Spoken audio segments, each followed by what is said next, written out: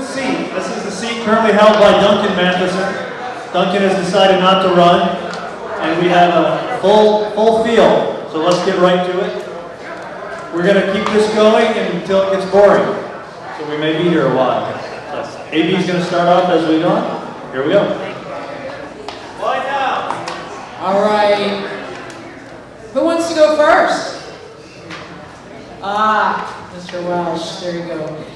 Listen, this year marks the first year that the superintendent is no longer elected, but instead hired by the board.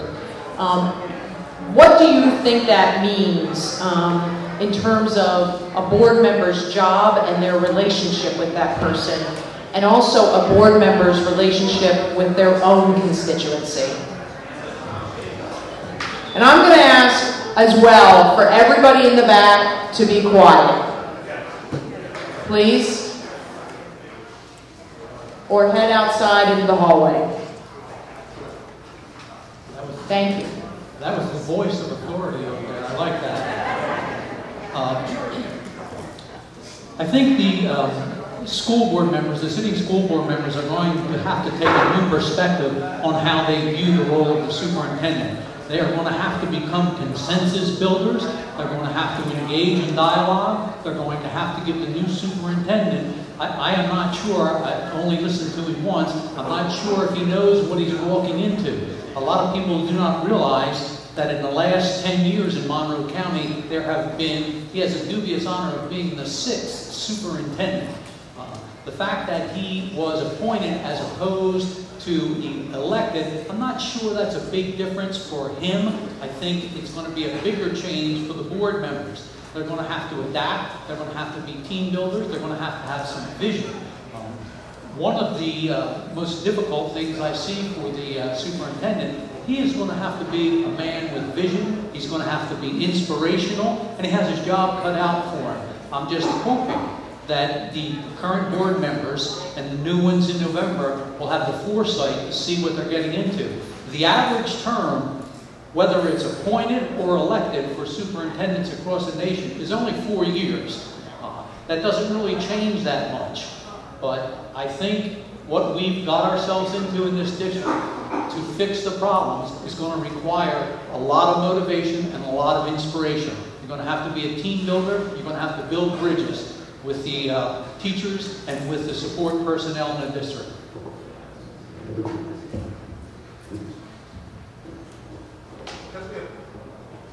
Because we have 5 of you, we've been giving everybody a minute and a half, and you can have it if you need to, but you'll get more questions if you can keep your answers briefer. I think more questions is better than fewer.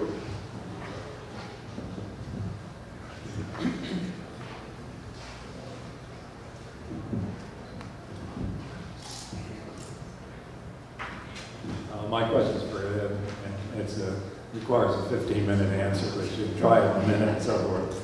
In your campaign literature, you say, in order to straighten out and clean up mistakes which have been wasting a lot of taxpayer dollars, any school board member will have to know in detail what went wrong, how it happened, and why. What went wrong, how did it happen, and why? Well, you can read about it on this brochure that he's referring to, which all of you should have gotten. That is a point, having been to lots of meetings. We had a fundamental betrayal of public trust, but we also had a lot of lax procedures. I just spent 3 years at the Audit and Finance Committee this morning. There's still a lot of stuff that needs to be straightened out. And it's fine for folks who haven't watched all this unravel to say that it doesn't matter that I've been to all those meetings. Well, yeah, it does. We lacked all kinds of procedures. We lacked all kinds of controls and balances, checks and balances. And the result is a lot of things went wrong that many people were aware of. Randy Acevedo didn't do all that stuff by himself.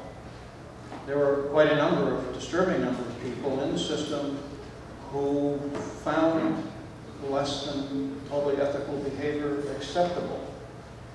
That's a culture change that we're going to have to spend a couple years working on. We only found out about a month ago that our person who had been filing our Medicaid reimbursement claims for years, basically stopped doing the job a year and a half ago. We had $750,000 in unfiled Medicaid claims that should have been in our bank account. That's the salary for 15 or 20 new teachers that we'd like to offer. This is a question for Mike Cunningham. Mike, in what ways, if any, can the school district and the community college work more closely together to provide better educational opportunities for Monroe County? The big thing that we can do working with FKCC is the dual enrollment classes. We've been having troubles with our AP classes. We've been looking at a lot of our students taking online classes where they don't really have a teacher in that classroom other than the fact that they're there monitoring those individuals. I think that there's some opportunity for these high school kids to start taking classes, those entry-level classes at FKCC. They have an online system already. We can have an opportunity to work with them. What I also like that FKCC has is they got not necessarily vocational programs, but technical programs. These students have had their vocational programs taken away from them. If they can get into carpentry, marine science, auto mechanics, to start to learn a trade, so those kids who will not be going out into college can start by entering our workforce, number one. After they get out into our workforce, they then will see an opportunity to pursue further education. FKCC can start bridging that for us. Question for Larry. You served on the Audit and Finance Committee for the school district in the wake of the Acevedo scandal. You got on the school board. How would you have done things differently if you were a school board member in the wake of the Acevedo?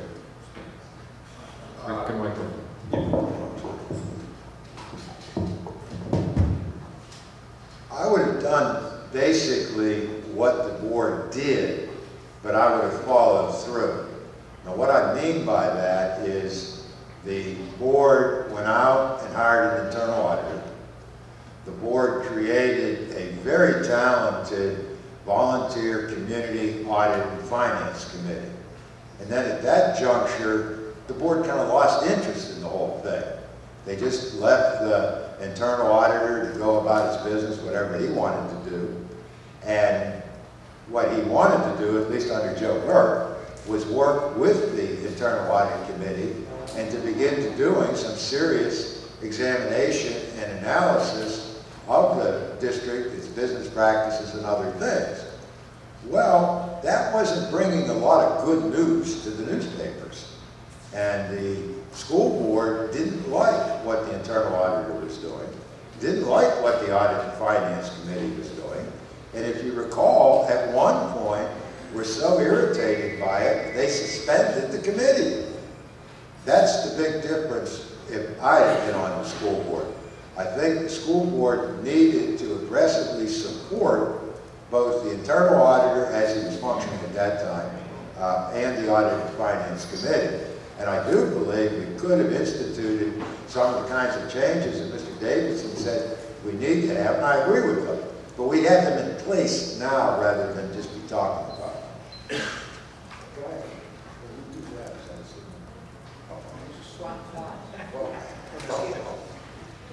All right, Mr. Peterson, I'm going to ask you an open-ended question and see what direction you take. There's a lot of hullabaloo, a lot of discussion, particularly amongst parents, about educational choice.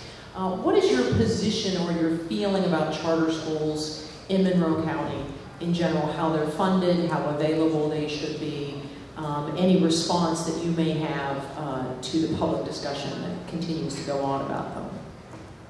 Thank you. The issue of charter schools is a concern for the school district. I know some of the members of the school board have expressed concern about it, about the expansion of charter schools, the fact that they are taking funds away from general revenue for the school district. I understand those concerns. I realize that we have certain fixed overhead that we have to deal with, and when we are parceling out money to the charter schools, we are reducing those available funds for the school district. However, it should be noted that we're not giving them 100% of our state allowance. Probably we, the school district, is only giving them about 75%, and the school district retains about 25% sort of as a commission for passing on the money to the charter schools. So it's not entirely correct to say that they're a financial burden on the school district, because those students the job of teaching those students is being fulfilled by the charter schools. And charter schools do have a place in Monroe County, and they have a place in every community. However, in Monroe County, because of our strapped financial condition, this might be a good time to put the brakes on charter schools. People we've got, let's support those charter schools, let's help them develop, and maybe look at additional charter schools at some point in the distance. Certainly not now. We have a $79.5 million budget. We're just barely squeaking by. We had to eliminate 36 teaching positions, pack all those kids in other classrooms, and we can't afford any more charter schools now. We can't even afford to properly fund those teachers that are staying after school to coach and to provide extra services. Those so-called supplemental pays are being cut in half. Right now we're down to a bare bones budget, and we need to closely and properly manage the money that we have. It's been, thank you.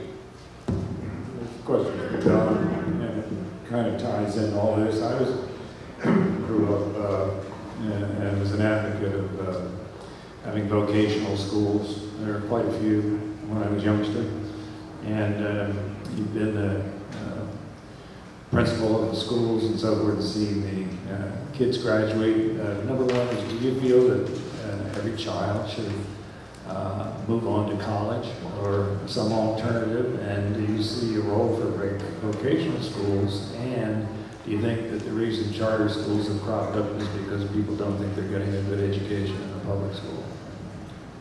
It's a loaded question, but I'll do my best with it. Let's tackle the career education, vocational education question first. When I was at Key West High School, we had programs, probably a dozen career education programs. We had a hospitality program, we had a Navy NJROTC program, we had a partnership with the Community College for Marine Technology. We would send students out to the FKCC. We had an apprenticeship program with Keys Electric, Keys Energy. We had an apprenticeship program with the Aqueduct Authority. We had an apprenticeship program with AT&T in town. Most of those programs, if not all of them, have fallen by the wayside. I don't think it would be a difficult task to reinstitute them. Not every boy and girl is ready to go to college. Not every boy and girl wants to go to college. A lot of students are ready to go to work. They want to go to work. They just need the training. They need the opportunity. I think there's enough municipal agencies in Monroe County that either through partnerships with the community college and or adult career education that the Monroe County system has, I think we could form a committee. We could bring in human resource people from these agencies in town, and we could place students in a training program. Most of the students that we did previously were hired by those agencies. As for charter schools, okay. Okay. It's a question for Ed Davidson. How would you negotiate with the teachers union if you were on the school board? Well, I wouldn't do what our now departing interim superintendent did, which is lie to them. He was told by our maybe departing CFO, who told me 3 times, that he told them all along there was no money, there wasn't going to be any money, we couldn't fund the contract, and our superintendent negotiated the contract. And when in business terms, if I did something like that, I'd be talking to the state's attorney, and it wouldn't be over lunch. I tell them the truth. They've been deceived, and it was deliberate for political reasons. They've been disrespected. And I'd fire the out-of-town hired-gun lawyer. Our new superintendent happens to be a lawyer. That should be good enough. And we should sit down and go back to collaborative and cooperative bargaining, not combative bargaining, and see what can work out. And we need to give them a schedule of committed, step-by-step positions that we're going to refund and to honor. The first $1 million, we do away with a couple furlough days. The second $1 million, we talk about some of the other things because our teachers gave up a great deal in this contract, and they were disrespected and deceived. And real quickly, I want to clarify this, and maybe I misunderstood you. Are you suggesting that something criminal happened? That's for lawyers like you to get rich arguing over. But we certainly did something unethical and dishonest, and that's highly regrettable. The teachers have a right to feel like they were treated with fundamental disrespect and deception. The people who arranged that contract, we did it for a simple reason, so that Joe Burke and Jesus Jara could claim to have only 3 race to the top compatible teacher contracts in the state. That's why we did it. We knew we were going to dishonor it all along, not we. The administration knew all along. That's no way to teach to treat the backbone of our whole educational system, which is the enormously dedicated teachers that are part of our community fabric and who work nights and weekends and all those things. We need to reconcile. We need to make that whole, and we need to make a promise to them what we're going to refund step by step as more funds become available, so they got something to hope for and believe in. Because teacher morale, every dumpster behind every school is full of fractured teacher morale, and we got to fix that absolutely first and foremost. Okay. Question for Michael Cunningham. Is there a morale problem in our schools? And what level is it at? Where's it from? And what would you do to correct it? Of course there's a morale problem. You see it every day in the teachers' faces when you walk in there. My agency works in the school district and had a business relationship with the school district for the past 12 years. We're in the classrooms, we're in the schools, and through administration. You hear the complaints. How it all began was the way that they were treated. They weren't treated fairly. And it's something that we need to start looking at, and we need to better communicate with them. We need to be honest with them. We need to be upfront with them. We need to start sharing information and stop keeping them in the dark.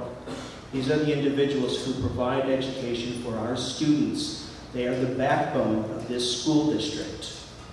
Absolutely, we need to start doing better by them, and the school district really has done this by making a series of poor decisions over time. Everything that they've done, there's a domino effect that happens when we make poor decisions, from our accounting and our finances to the educational system. You know, I want the best teachers in the best schools with the access to the resources and materials that they need to provide for these students.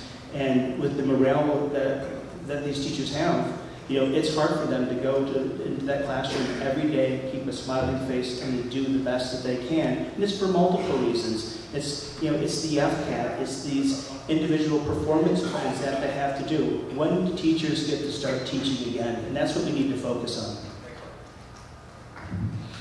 Ed, you've spent a fair amount of time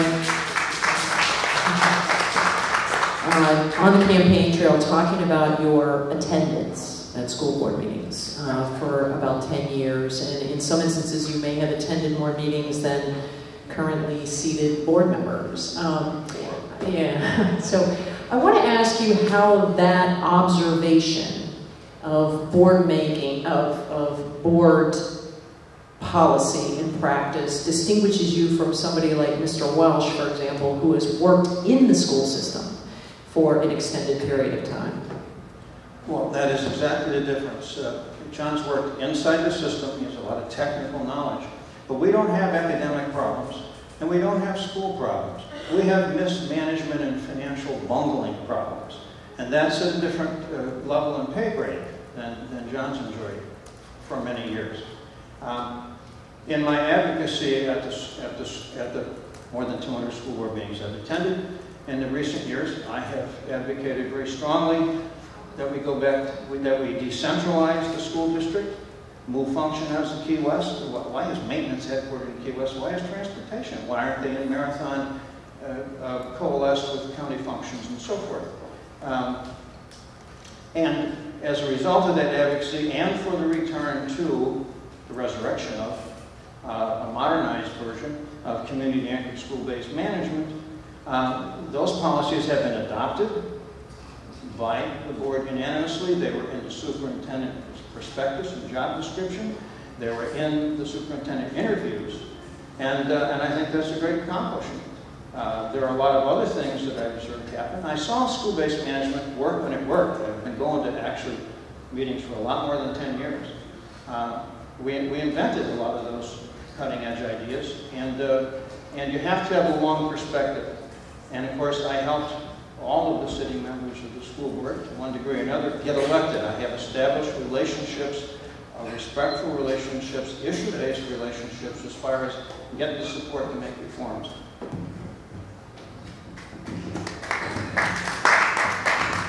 Mark, most of the conversation, you notice this evening, is all about administration and school boards and principals and teachers and unions and everything else.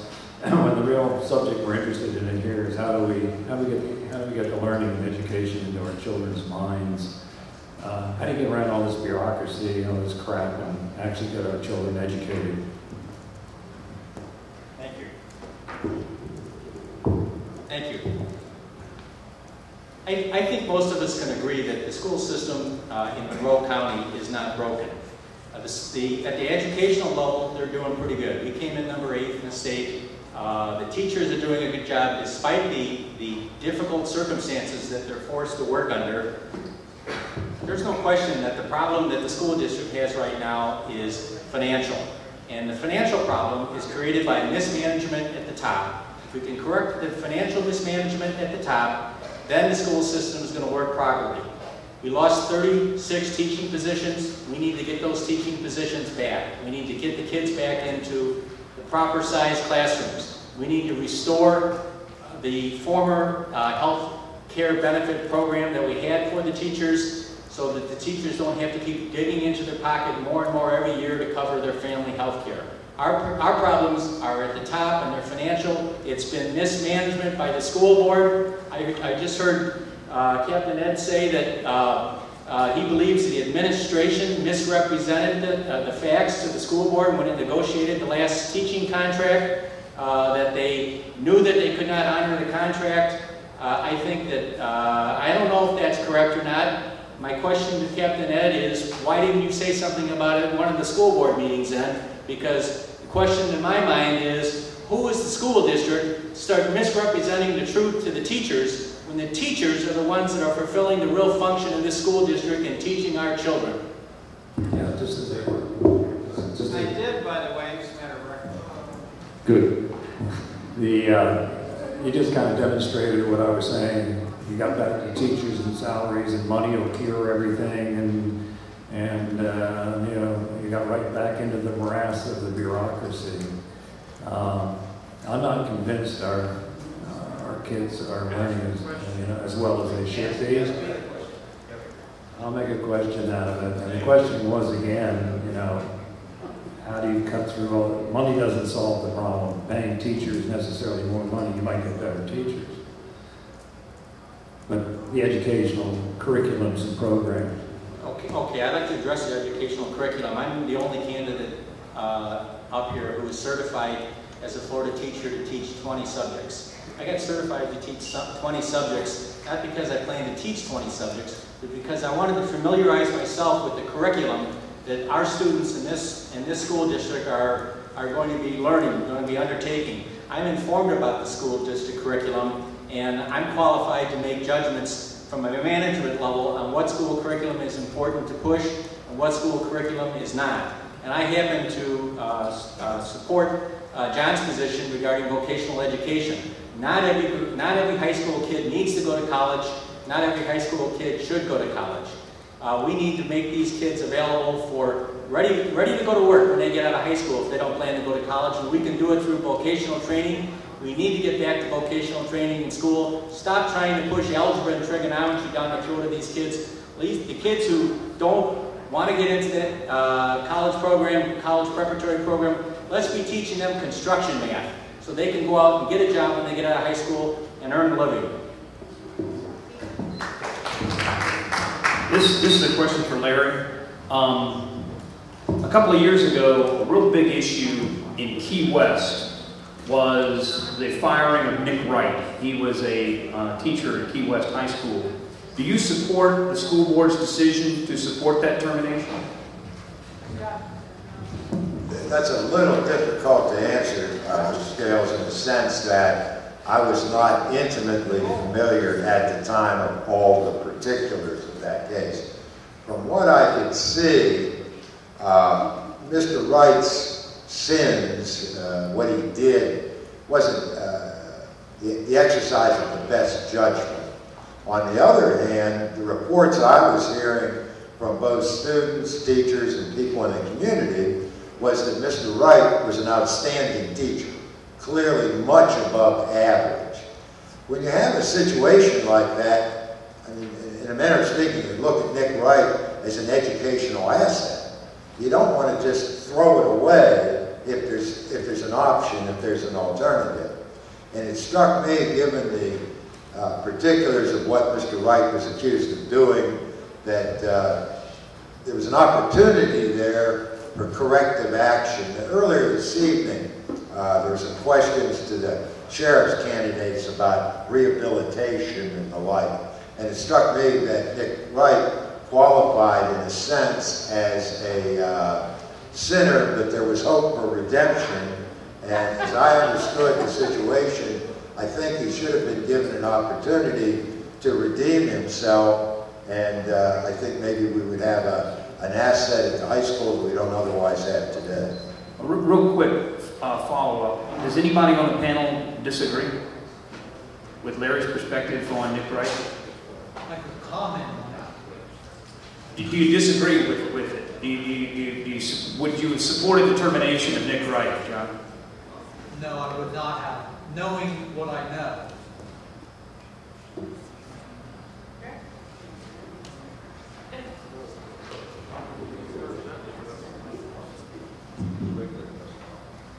Okay. Where were we here? Larry, how would your election to the school board bring peace and stability to the school board? All right, everybody can have their fun. I'm not sure I can answer that question. Sheldon told me when I walked in tonight I couldn't talk dirty at all. So it's going to be difficult. No, seriously. One of the things that I believe I can do, and I also believe I can, bring to the school board is I think I can bring some leadership to the school board. The school board in recent years, the way I view it, has been adrift. John Dick's a good man. When John was on the outside with Steve Urbanski and criticizing a lot of things that were going on, he actually, in many respects, achieved more than he has as chairman. John hasn't set a tone, a tenor, a direction, for the board. The board meets, it goes through the agenda. John doesn't even conduct a good meeting. I mean, if anybody's if you've gone to any of the board meetings lately or watched them on television, they're like the forums, the political forums. They've become trial by ordeal. The day they selected the superintendent, it was 13 hours. So what I would do if I were elected to the school board is make every effort I could to provide leadership, cohesiveness, bring some ideas, bring some forethought, bring some planning, and try to get the whole crew working together. You got a burning question. We're just about this is probably our last thing. See if we have any burning questions here. Okay, well, one thing came up Friday night at the Big Pine Forum, and I think we just need a one-word answer on everybody. It was the Glen Archer School as a new city hall, and a number of candidates expressed reservations about that agreement and would be in favor of revisiting it.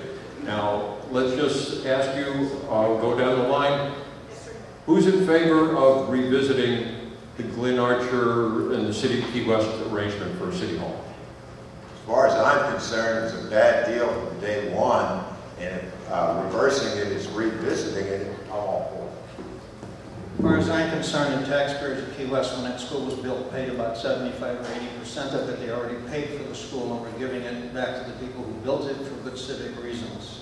And it's a terrible liability. It's in awful shape, and we've spent millions trying to rehab it if we can. The city of Key West has acknowledged that the fair market value of that building is $6 million. And we can't afford, as a school district, to give away $6 million. Not when we're cutting 36 teaching positions. We need that money. We need that money back in the school district. That building was paid for by all the taxpayers of Monroe County, not just the citizens of Key West. And all the taxpayers, including the citizens of Key West, will benefit if that $6 million comes back in the pool and becomes available for use by the school district. It should be stopped immediately. The taxpayers of Key West and Monroe County have already paid for that building. It needs to be given back so this community can use it as we see fit. City Hall, we need, the city of Key West actually needs a place to relocate to. Give it to them, let them have it. The school is in disrepair. It needs a ton of money to be put into it. HOB has more space than we need. It's a brand new building. The students of Glen Archer will be very happy with where they're going.